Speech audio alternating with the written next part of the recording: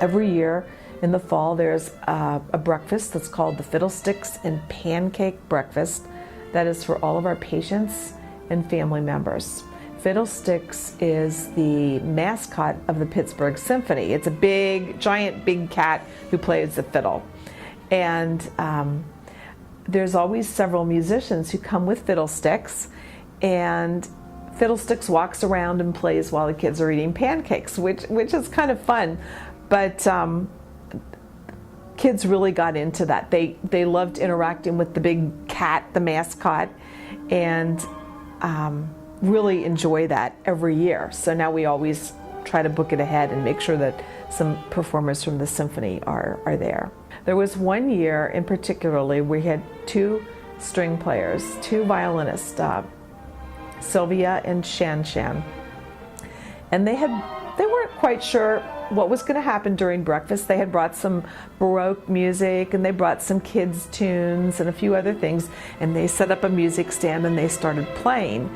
And it wasn't very interactive, but let me tell you, the kids don't let you not be interactive.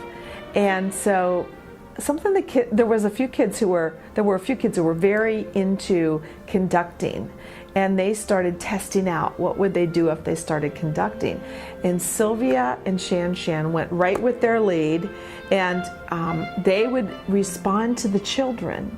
So if the kids were conducting fast, they'd play fast, and if the kids were conducting slow, they'd play slow. Of course, it helped that Sylvia and Shan were very in tune with one another, and they were able to follow one another despite what the kids did. And Fiddlesticks interacted too. He'd conduct, he'd dance, and it was just a really fun, memorable experience.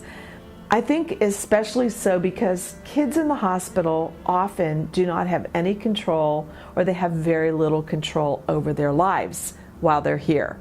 It's not intentional, it's the way it is. You know, you have to be in bed by a certain time, you have to be hooked up to an IV at a certain time, you have to get a test at a certain time. So by giving the kids control and letting them conduct was really special.